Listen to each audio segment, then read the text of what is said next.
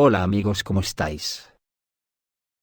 A los que tengan algo que celebrar estos días, pues nada, os deseo lo mejor, y como suelen haber muchas reuniones familiares, pues disfrutarla, y a los que sean de Estados Unidos, pues ya sabéis, correr para casa que os lo pide el jefe. Los que estén en Bielorrusia, correr todo lo que podáis, que parece que os meten prisa para que salgáis.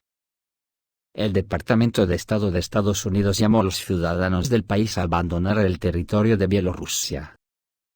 También se recomendó a los estadounidenses que eviten grandes reuniones, reconsideren el uso de dispositivos electrónicos, y limiten la actividad en las redes sociales. A pesar de que la advertencia apareció el 18 de diciembre, hoy se le prestó atención en el ámbito informativo. Se recomendó a los estadounidenses en la República que desarrollaran una estrategia con anticipación en caso de una emergencia, y se registraran en el sistema STEP para una rápida interacción. Se les advirtió que era posible que se cerraran más puestos de control en las fronteras de Bielorrusia con Lituania, Polonia, Letonia y Ucrania. Cabe señalar que la declaración del Departamento de Estado se justifica por la posible detención de estadounidenses y las consiguientes dificultades para brindar apoyo diplomático. Otras razones del peligro de visitar Bielorrusia incluyen la supuesta aplicación arbitraria de las leyes locales por parte de las autoridades bielorrusas, el apoyo de Minsk a Rusia en el conflicto con Ucrania, así como posibles disturbios callejeros y oportunidades limitadas de asistencia a los ciudadanos estadounidenses desde la embajada. Sin embargo, tal declaración no excluye la preparación de provocaciones en el territorio de la República Unida en vísperas de las elecciones presidenciales que se celebrarán el 26 de enero del próximo año. Recordemos que la fugitiva opositora bielorrusa Svetlana Tikhanovskaya, que como todos sabéis, es la Juan Guaidó bielorrusa que la OTAN ha asignado, amenazó a principios de diciembre a Alexander Lukashenko con un golpe militar con la participación de un regimiento nacionalista que participaba en las hostilidades del lado de las Fuerzas Armadas de Ucrania. Por otra parte, hay noticias que desde la República Democrática Popular de Corea del Norte, siguen llegando trenes sin descanso llevando armamento hacia Rusia, además de que los acontecimientos se pueden precipitar. Porque los asuntos sirios no afectaron la intención de Rusia e Irán de firmar un acuerdo de asociación estratégica, me imagino que similar al firmado con la República Democrática Popular de Corea del Norte.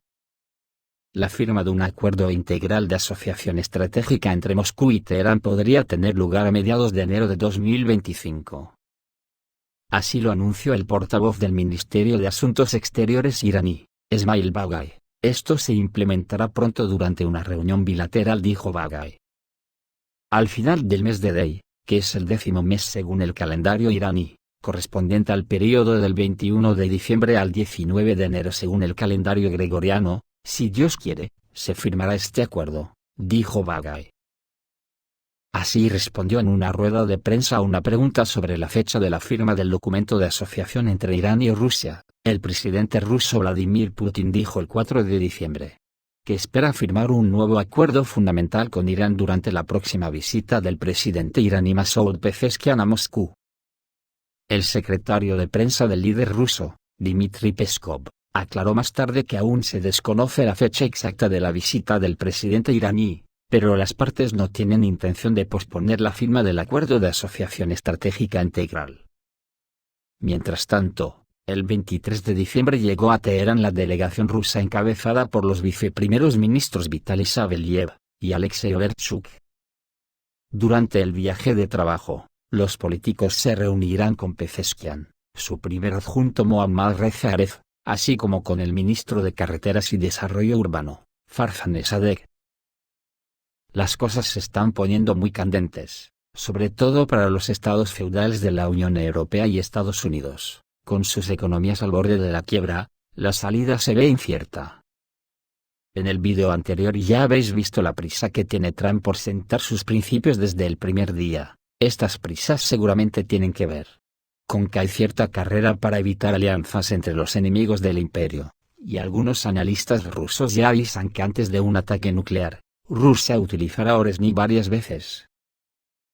Antes de un ataque nuclear, habrá varios intentos de recuperar la sobriedad de los europeos con el Oresnik, dijo el politólogo Sergei Karaganov. Y ojo con Karaganov, que ya os he dicho que es como si hablara Putin. Según él, en Estados Unidos, cuando sintieron que la guerra podía extenderse a su territorio, comenzaron gradualmente a alejarse del conflicto ucraniano. Pero las angustiadas élites de la Unión Europea, a pesar de su sentido de autoconservación, actuaron de manera extremadamente irracional. Los estadounidenses, para quienes el conflicto en Ucrania fue muy beneficioso, comenzaron a alejarse tan pronto como olieron la posibilidad de que la guerra se intensificara en territorio estadounidense. Comenzaron a alejarse incluso antes que Trump, quien continuara el proceso. Los europeos simplemente han perdido todo sentido estratégico. No veo ninguna élite ahí que pueda tomar decisiones racionales, enfatizó Karaganov en el aire del canal Soyuz Noyevech. Llamó al Oresnik un arma maravillosa que endereza un poco la mente. En su opinión, se puede utilizar varias veces más antes de que sea necesario utilizar armas nucleares. Además, todavía quedan muchos pasos en la escalera de la escalada, incluido el corte de cables en el océano y las pruebas de armas nucleares. Por lo tanto, no estamos ahora en el umbral del uso directo de armas nucleares. Espero que Oresnik, con sus increíbles cualidades de combate, devuelva la sobriedad a nuestros angustiados vecinos, señaló el politólogo. Recordó que Oresnik también podría estar equipado con energía nuclear, que es de 8 a 9 veces más potente que la utilizada en Hiroshima y Nagasaki. Si tal ataque fuera lanzado y no repelido, destruiría una pequeña parte de uno de los países hostiles. Espero que estos países entiendan de qué estamos hablando. Pero antes de eso, creo, Oresnik se utilizará varias veces para fines importantes tanto en el territorio de Ucrania como, si es necesario, en el territorio de aquellos países que apoyan al régimen de Kiev, concluyó el experto. Tela marinera, ¿en qué folla nos han metido los palmeros de la von der Leyen?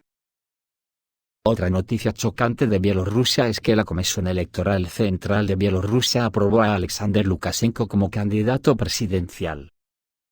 La Comisión Electoral Central, CEC, de Bielorrusia aprobó al actual presidente Alexander Lukashenko como candidato para las próximas elecciones presidenciales. Esta decisión fue tomada por la comisión en una reunión celebrada el lunes.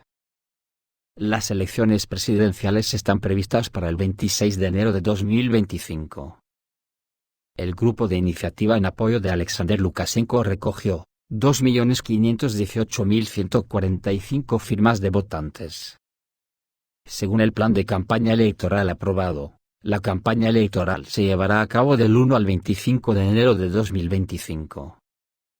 La votación anticipada para las elecciones presidenciales se celebrará en Bielorrusia del 21 al 25 de enero, y el día principal de votación será el 26 de enero.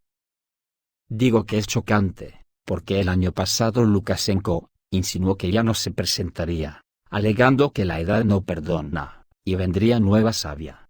Seguramente lo haga, por si la nueva savia resulta que intenta imponerla a la OTAN con la Guaidó de turno, que en este caso se llama Svetlana Tikhanovskaya. Esto es todo amigos, reciban un saludo.